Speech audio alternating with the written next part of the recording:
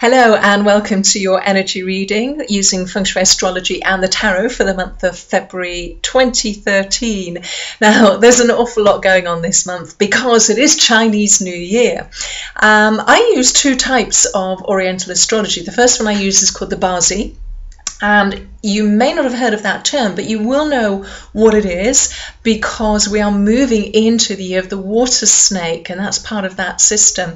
We just moved away from the dragon. We're moving into the year of the water snake, and these are two very, very different animals. So where the dragon was kind of like full on, in your face, the snake is much more subtle. It's much more covert. It thinks before it acts, and so I think we're going to see quite a shift in energy there.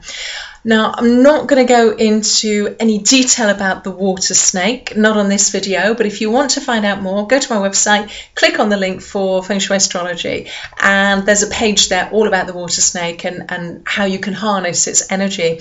What I would say though is when I was researching to write that information up about the water snake is I noticed news items about the discovery of a quadruple stranded DNA helix. Now, you're probably all familiar with the double-stranded DNA helix, and that was discovered back in 1953, which was also a water snake year. It was the last water snake year we had. So I thought it's quite a coincidence that the discoveries have both been made where the water snake is exerting his influence. And the other thing about the DNA helix is it's often portrayed as snakes intertwining and connecting with each other. So fascinating stuff. Anyway, I'm talking about Feng Shui Astrology on this video, and we also have a change of the annual energy cycle, which starts around the 4th of February, and we are moving into what is known as a Tai Chi year, and that means that we all come back and stay in our own houses for a year.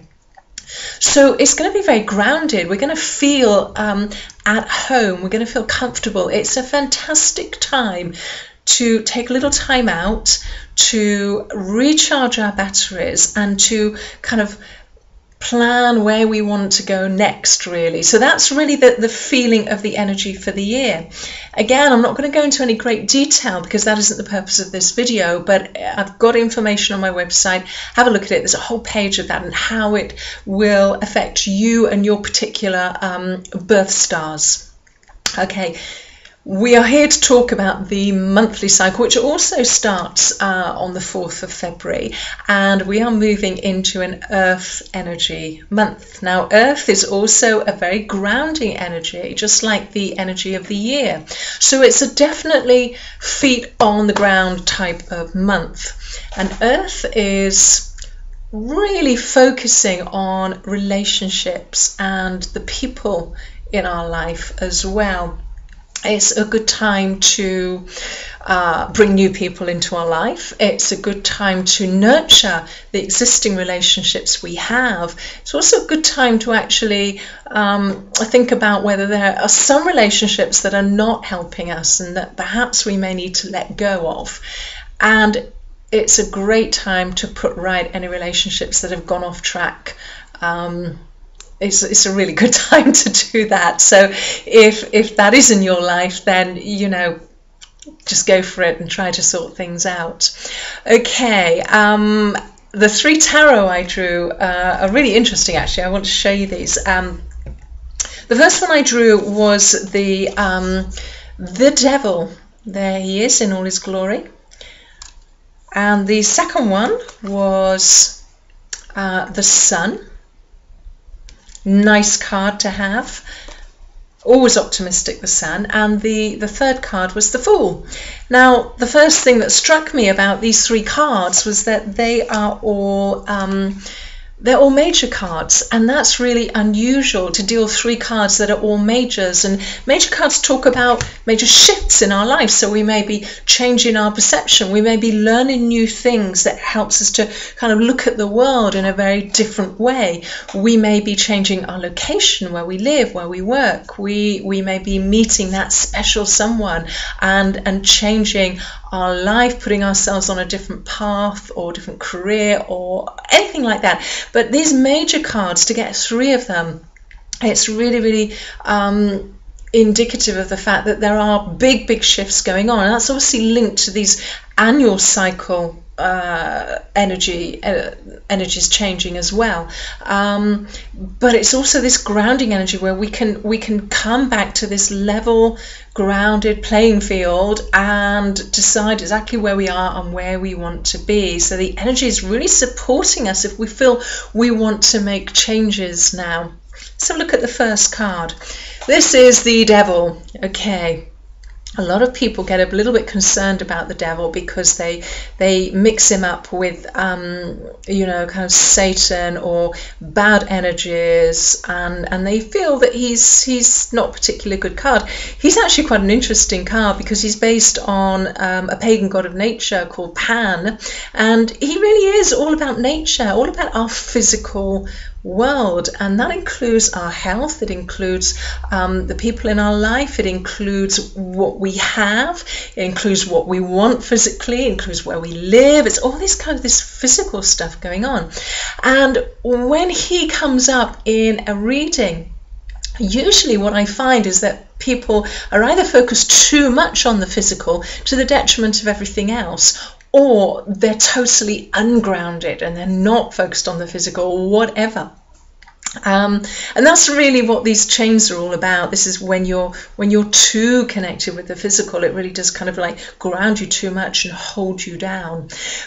Because we have this very strong grounding energy, both in the annual cycle and the monthly cycle of Feng Shui Astrology, I think his message is to say, look, you need to take a step back and see what you have, if it's what you want, and if it isn't, then you need to think about what you do want in your life. And I think that's quite a clear message, combined with these other cards as well. So let's have a look at the next one. The next one is the Sun. And I don't know about you, but here in the Northern Hemisphere, February is one of the darkest months. You're really waiting for that spring to come, and you know that those little seeds are kind of germinating, they're about to push their shoots up. But sometimes it can seem a little bit endless with the dark days and everything. Here's the Sun. Don't we get a smile on our face when the sun comes out? The sun is all about getting clarity, it's getting enlightenment, it's shining the light on something. If you can eradicate shadows, eradicate the dark, then our fears, they can only live and grow in the dark. They can't actually influence us so much when the light is shone on them.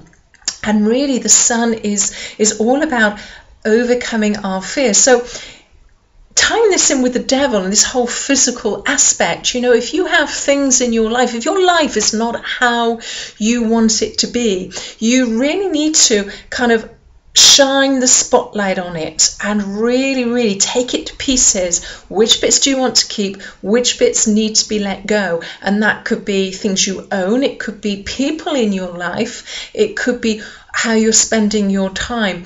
But it's really important that we use the energy of the sun to lighten up our whole life and see all the bits that we may want to change and the bits that we want to keep, so we can move forward and generally become happier, I suppose. So the sun is a fantastically optimistic energy, but it also helps us address those things in our life that we're not particularly happy with. And I think this month is such a fantastic month to be able to do that.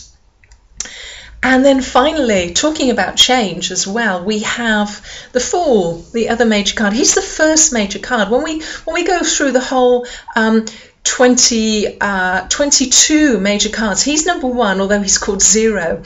And the other 21 cards in the major arcana are really all about his journey to learn lessons and to grow as a person. So he actually says to us, look, you know, make some changes, take some risks, because even if you kind of tumble off that cliff and hurt yourself a little bit, you're going to learn something, you're going to grow as a person. So he's really encouraging us to address the things and do the things which we're a little bit we want to do, but we're a little bit afraid of. He's allowing us to take that first step, because, you know, often fear can be quite paralyzing, and it can keep us in a place where we're not nurtured, and it's not good for us. Even though we can see that another place is going to be better for us, it's taking that step, and you know, can we cope with this new situation even though we want it?